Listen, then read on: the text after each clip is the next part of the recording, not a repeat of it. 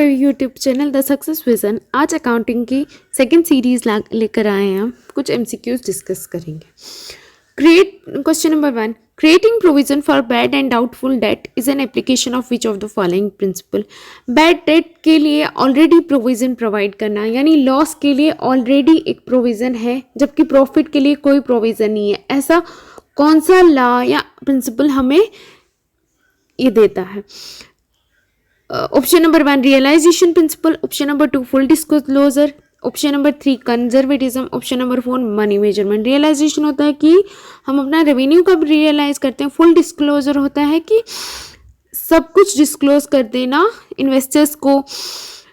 Third होता है conservatism. Conservatism होता है कि हम लॉस को ऑलरेडी इनकर्ड करते हैं, प्रॉफिट को नहीं करते हैं। कंजर्वेटिज्म का दूसरा नाम होता है prudence concept. Money measurement is everything is measured in terms of money. Question number 2, withdrawal of goods from stock by the owner of the business for personal use should be recorded by। जो owner ने अपने personal use के लिए कुछ goods निकाले business से, उसको हम रिकॉर्ड कैसे करेंगे? इन शॉर्ट इसकी जर्नल एंट्री करनी है। इसकी जर्नल एंट्री, स्टॉक जो है वो एसेट है, एसेट जो है वो डिक्रीज हो रहा है। एसेट जब डिक्रीज होता है तो अकाउंट जो है उसका क्रेडिट होता है, तो स्टॉक जो है उसका अकाउंट तो क्रेडिट ही होगा। उसके बाद स्टॉक निकाले हैं, पर्सनल यूज के लिए निकाले हैं, तो डेट क्या होगा? Drawing account. Drawing account debited to stock account credited. तो पहला है debited, A option, debited stock account crediting capital account. Capital account है नहीं, debt the capital account, capital account नहीं, डेबिटेड, यस ये third is the right one. Question number 3, which of the following is true when debtor pay his dues. जब एक debtor अपना due पे कर देता है तो इनमें से क्या होता है? Asset side of the liability will decrease, asset of the balance will increase, liability side of the balance will decrease, increase. There is no change in total asset. पहले तो एसेट जो है, डेट ही एक डेटर होता है, debtor ही एक asset होता है ना, डेटर एक एसेट ही होता है ना।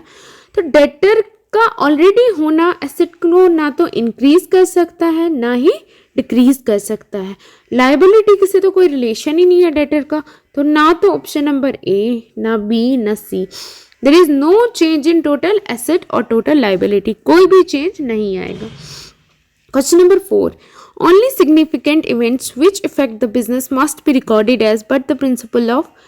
सिर्फ इंपॉर्टेंट इवेंट्स या सिग्निफिकेंट इवेंट्स जो इन्वेस्टर की सोच बदले या डिसीजन बदलने में हेल्प करे, सिर्फ वही ट्रांजैक्शन हमें, वही चीज़ें हमें अपने फाइनल अकाउंट्स या इनमें दिखानी चाहिए। ये कौन सा प्रिंसिपल हमें कहता है? First separate entity, second accrual concept, third materiality, fourth going concern. Separate entity तो नहीं आएगा, इसका तो मटेरियलिटी आएगा। सेपरेट एंटिटी क्या होता है कि बिजनेस अलग है, ओनर अलग है। एक्रूअल वही कि रेवेन्यू जब जनरेट होगा, कब जनरेट होगा? सेल के टाइम पे होगा। Going concern, for business will run for an indefinite period of time. Question number 5, if business assets are more than its liability, its position is known as first insolvency, second solvency, third both A and B, fourth loan position. सॉलिवेंसी, इनसॉलिवेंसी क्या होता है? दिवालिया। इनसॉलिवेंसी की condition कब होती है? जब liabilities are far far more greater than assets. तो यहाँ पे लेकिन हमें है assets are greater than liability, asset greater than liability, तो ऑप्शन नंबर बी सॉलिवेंसी।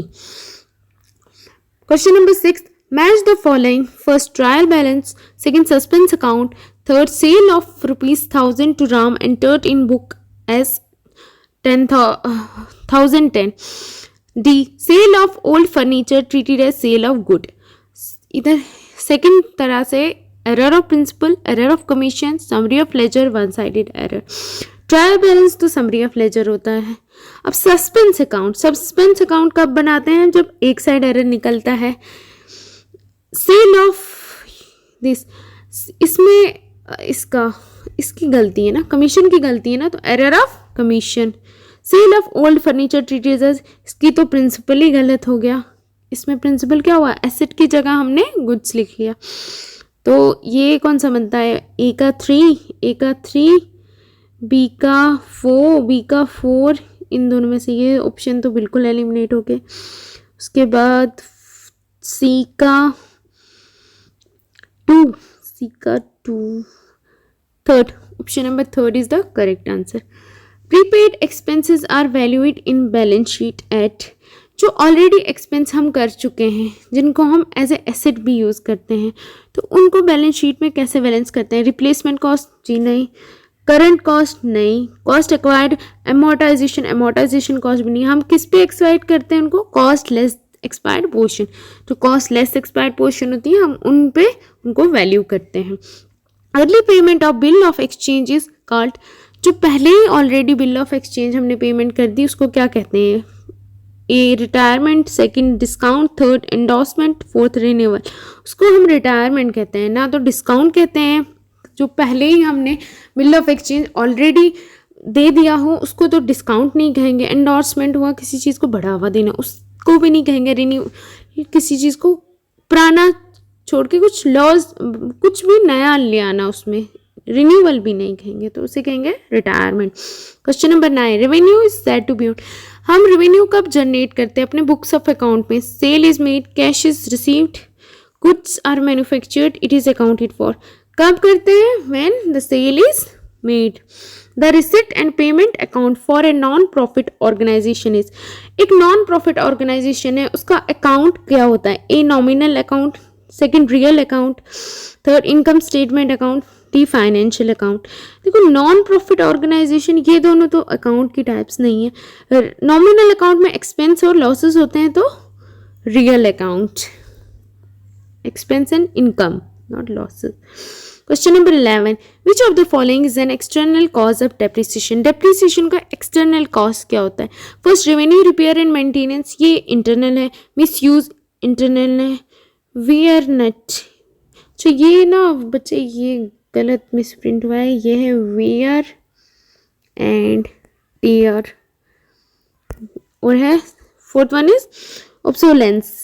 तो इसका जो आंसर है वो है ऑब्सोलेंस। ऑब्सोलेंस मीन्स आउटडेटेड, तो आउटडेटेड जब होती है तो एक्सटर्नल उसकी वजह से कॉज होती है।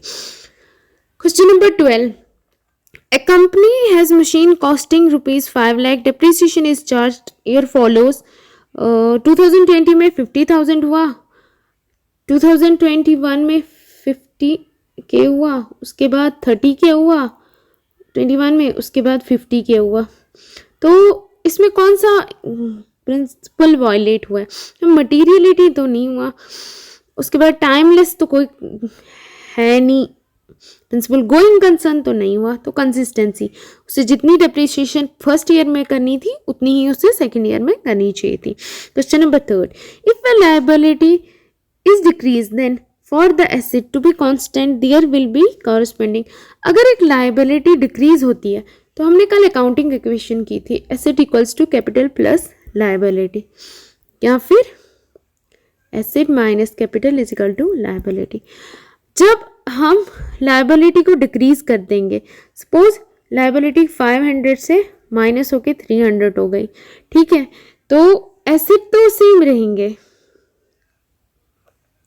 ये 400 होंगे ऑलरेडी। तो यहाँ पे कैपिटल पहले क्या था? कैपिटल क्या होता फिर? देखो एक second, asset is equal to capital plus liability. Suppose asset हमारे 1000 हो गए, लायबिलिटी हमारी 400 हो गई, तो ये कैपिटल हमारा 600 हो गया, है ना।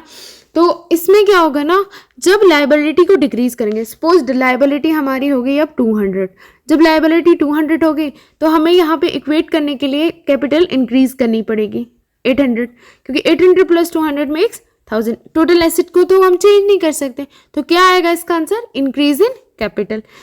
Question number 14, contingent liability are shown. Contingent liability कहाँ पे शो होती है? कल मैंने पढ़ाया था कंटीजेंट लायबिलिटी क्या होता है।